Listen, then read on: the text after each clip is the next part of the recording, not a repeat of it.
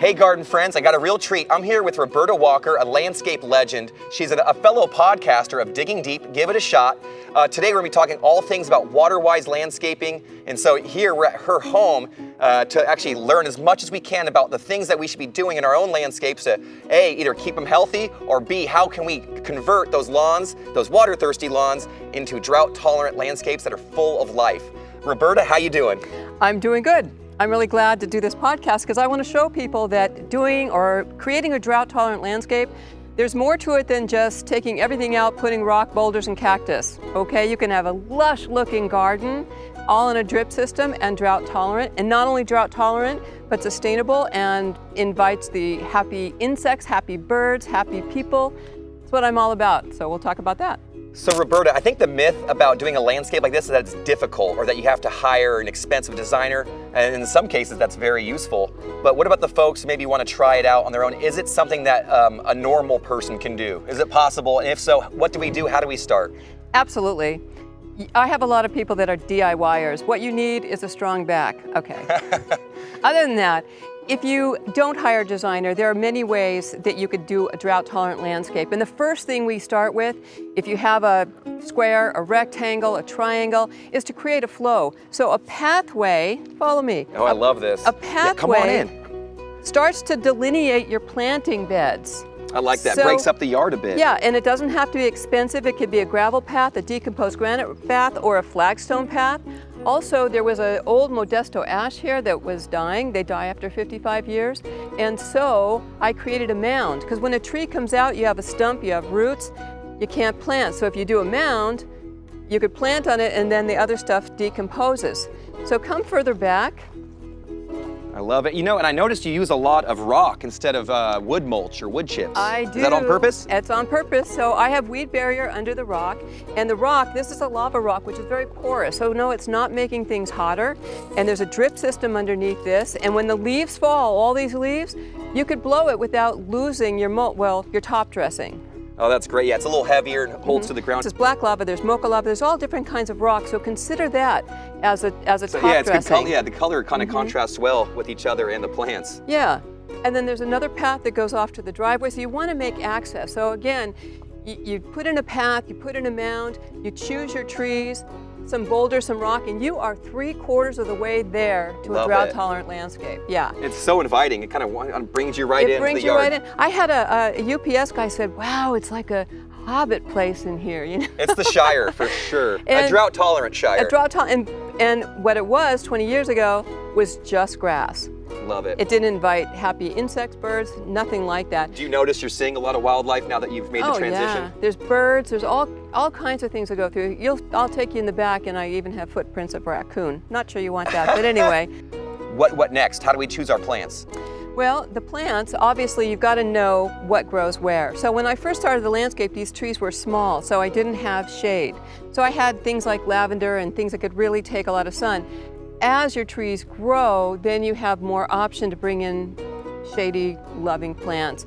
Actually, because the yard gets sun at different times, I have aloe vera, I have yucca, I have echium, which is pride of Madeira. There's so many plants. Check out Green Acres because they bring in a lot of drought-tolerant plants that work in our area. Remember, drought-tolerant doesn't mean just cactus, not at all.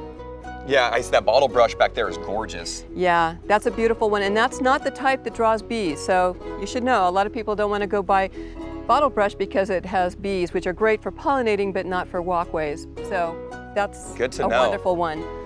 What are some other things to consider? What are the elements of design that we should be thinking of when we're trying to create our own little oasis? Well, as you notice, along the path, there's these wide open areas. You don't want to have a landscape where there's huge shrubs next to the walkway. You don't want to feel like you're going through a tunnel. You want to have space. You don't want to plant helter-skelter. And remember, some plants get tall, leucadendron, medium, short. You don't want to put the tall ones in front and the little ones in back. It's a graduate climb up there. They've all got their space. And this is my great Cecil Brunner rose. It's stunning in the spring, and so If you have a rose, a vine, you want to put a substantial trellis on it. Well, I can't wait to see your backyard because I heard that's a tree. I got so many more questions for you. Are you game? I'm game. Let's ride. So Roberta was nice enough to bring us to our backyard so we can learn more about Waterwise gardening and how to create a beautiful, lush landscape without using a ton of water. So Roberta, you have made a beautiful oasis out here. I cannot believe you've done this. So let's kind of continue on. So when it comes to plant choices, are there some plants that we should be looking for, or is it more like characteristics of a plant? You know, it's a little bit of everything. So this, believe it or not, you're not your normal drought-tolerant landscape, but it becomes like a drought-tolerant landscape because it's on a drip system. So you can have plants like a Japanese maple, the weeping bamboo, things that aren't normal drought-tolerant, but because they're on a drip system, they're using very little water. So what will determine what plants that you choose is what you want in your garden and your landscape. Another important idea is to have a flow of color through the seasons. Yeah, I've noticed you have some plants, summer in bloom. I think you're probably gonna have some, winter probably looks a lot different around here than summertime. Yes, but it doesn't look dead. Yeah, Okay? still beautiful. So many people want an English garden, they plant tons of flowers, and what happens? They go dormant. So you've got to put in your foundation plants, which are your evergreen plants.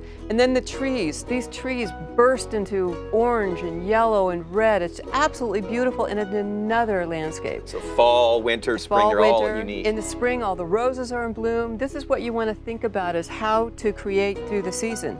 Now, with the drip system, there's all different kinds of drip. And at Green Acres, there's a section of drip, and you'll see that there are some with just emitters, some with drip sprays.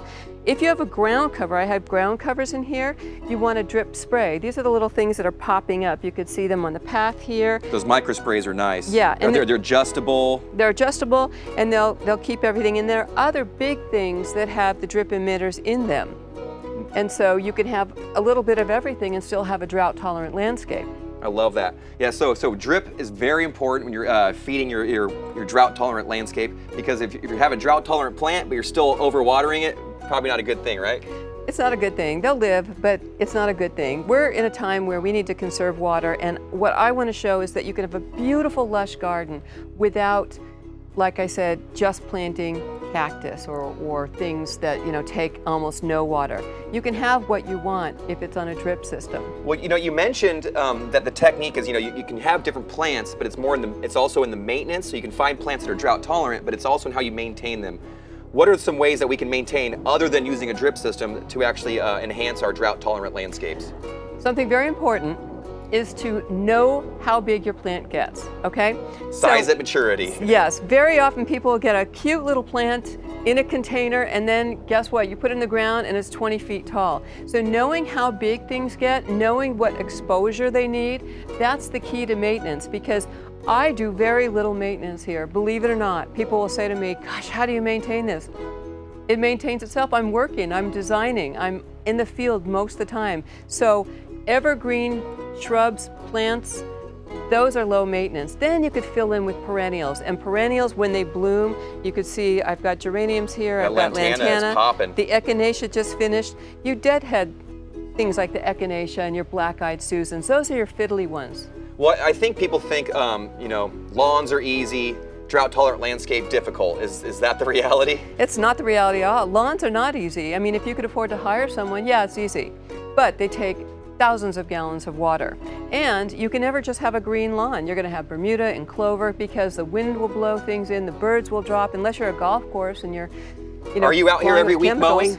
I'm never mowing. Yeah, no mowing every week, no so mowing. that's nice. So this landscape here has been in for 20 years. It's beautiful. And nothing has, it's full, but nothing has crowded anything else out. So spacing is another really important thing with landscaping. Right plant, right place kind of situation. Plant, right place. Know how big it gets, how tall it gets, and you want to, again, do your bigger ones at the backdrop. That is a photinia. It can grow like a tree. It's massive. But in a container, it's this little nice looking shrub. It's like I started as a 1 gallon. Yeah, you don't want to put these huge things. You want to put the shorter things and then graduate up. What's going on back here? Is there more for me to discover?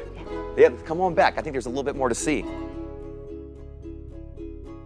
What kind of garden do we have here? It's really beautiful and it looks a little unique. Oh, it's my garden, my vegetable garden, herb garden. It's also a garden that right now, because I've been so busy, is just hugely gone wild. But I have lemongrass, and I have artichoke, and I have different herbs, and then I have what the ground cover is, a lysmachia. I love lysmachia, but it goes crazy like that. So eventually that's going to go to other places. And then I have oregano. Look at that, is that a fruitless olive? That's a fruitless olive. Well, this is such a beautiful garden, and it looks really lush. I cannot believe you've kept it so green with just drip. It's pretty impressive. I've heard you have another location that you might want to show off. Let's go take a look. Come on. Oh man, there's surprises everywhere in this garden. Down another path, into another room. So Roberta, what is this beautiful and interesting plant behind us? Looks like a bamboo. It is a bamboo. It's a clumping bamboo. All the bamboo I have in my yard is clumping bamboo. It's called Odotea, which is a Mexican weeping bamboo. I like to call it Scooby, like Scooby-Doo, because it's shaggy. It's shaggy, yeah. It's shaggy. It's a beautiful weeping bamboo.